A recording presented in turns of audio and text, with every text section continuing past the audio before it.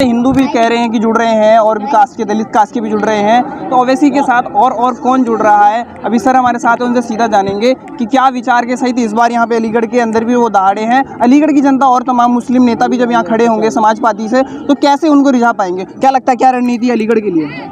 रणनीति यही है कि मुस्लिम समाज को जो है एक रहनुमा देना है, मुस्लिम समाज को एक इकट्ठा करना है, चाहे देवबंदी हो, बरेलवी हो, शिया हो, सुन्नी हो, सबको जो है एक प्लेटफॉर्म पे लेके आना है। बस यही एक रणनीति है, बस यही रणनीति है। लेकिन और भी जो मुस्लिम कैंडिडेट हैं समाजवादी पार्टी से ही अलीगढ़ में लड़ेंगे, तो क्या लगता है इधर वोट का बंटवारा नहीं होगा इससे? फिर बीजेपी सर दिल्ली के अंदर आप अगर हम एग्जाम्पल देते हैं केजरीवाल का, तो कांग्रेस की सरकार 15 साल शीला रही है, 15 साल की सरकार रही है शीला दीक्षित की।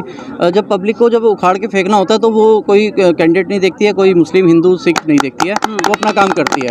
और देखना आप यूपी के अंदर भी ऐसा ही होगा, और यूपी के अंदर भी इस बार जो है करारा तमाचा मिलेगा। जो भी पार्टियां रही हैं जिन्होंने यूपी के अंदर अवैसी साहब सिख को टिकट देंगे। देखिए ये हैदराबाद से है, असद साहब के हाथ में है, शौकत अली साहब के हाथ में है, और इसमें हम लोग कुछ नहीं कहेंगे। बाकी अगर टिकट मिलेगी, अगर हमें कोई जिम्मेवारी मिलेगी तो हम पीछे नहीं हटेंगे। हम साथ से पार्टी में हैं और हम लोग बिल्कुल साथ रहेंगे। जहाँ भी हमारा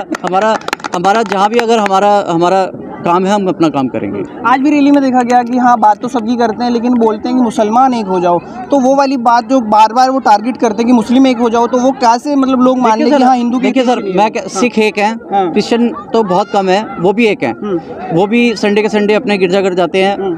हिंदू तो एक है ही, उन्होंने अपनी सरकार बना ली हुई है। अब रह जाता है मुस्लिम की बात।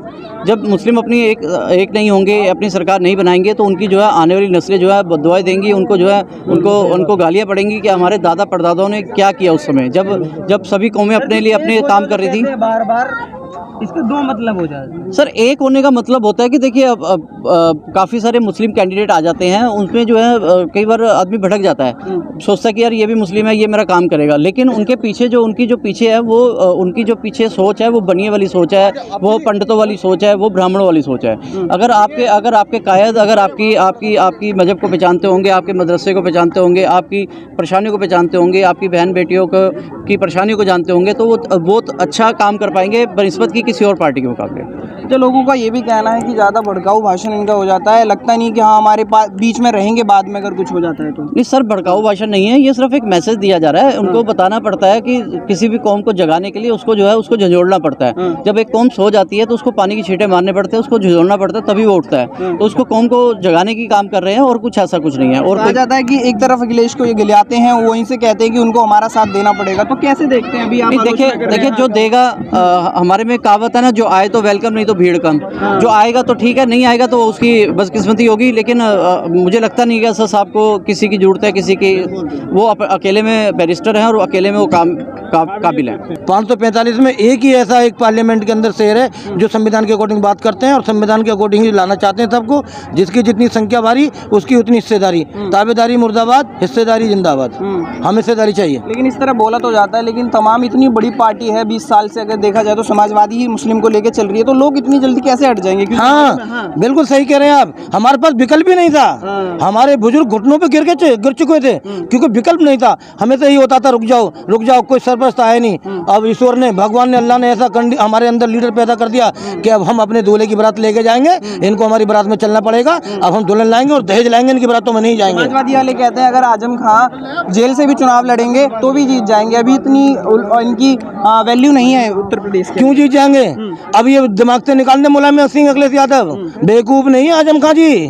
तो लगने तो आचार संहिता, मुंह पे करारा थप्पड़ पड़ेगा, सब एक खड़े होंगे इंशाअल्लाह ताला। अब सब समझ गए, कौम के लोग दर्द को समझ गए, उन बहन बेटियों की इज्जत को समझ गए। तार की जाती है, एक जवान भाई को बांध के डाल दिया जाता है, उसकी मासूम बहन के कपड़े उसके सामने उतारे जाते हैं। उससे पूछो कैसे चीख निकल जाती है। क्या बोले अखिलेश जी? क्या बोली बहन जी? क्या बोली भाभी जी, सोनिया जी?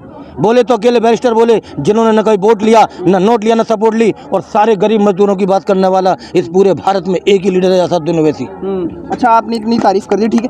मोदी जी कहते हैं हम सबको साथ लेके चलते हैं, सबका विकास करते हैं, हमने घर भी बांटे तो ना हिंदू देखा ना मुस्लिम देखा, तो क्या कहेंगे? बिल्कुल सही है, परसेंटेज निकालिए, रेशियो निकालिए, बात सही है। बांट रहे हैं, कितने घर बर्बाद कर दिए, जितने बांटे नहीं उतने घर बर्बाद कर दिए मोदी जी ने। मस्जिदों को ताले लगवा दिए, इबादत गाँव से दूर कर दिया गया, भाई बहन को मार रहा है, बहन भाई को मार रही है, इतनी बदहाली पैदा पैदा कर दी मोदी जी ने। कहाँ सबका विकास, कहाँ सबका साथ। रेशो देखिए, पढ़ाई लिखाई के हिसाब से देखिए, ये तो लोगों को गुमराह कर रहे हैं। ये जो सुन्नी कौम है हमारी, सुन के मान लाई थी, ये सुनने पे ज़्यादा भरोसा करती है, उसी को इसलिए जगह जा रहा है, जो करें भड़का भाषण देते हैं। इनको जगह जा रहा है, सुनकर नहीं, प्रैक्टिकल करके चलिए, अपना लीडर चुनिए। जिस कौम की लीडरिंग हो जाती है उसकी कौम आबाद हो जाती है, जो लीडरिंग से दूर हो जाती है वो कौम बर्बाद और तहोबाला हो जाती है।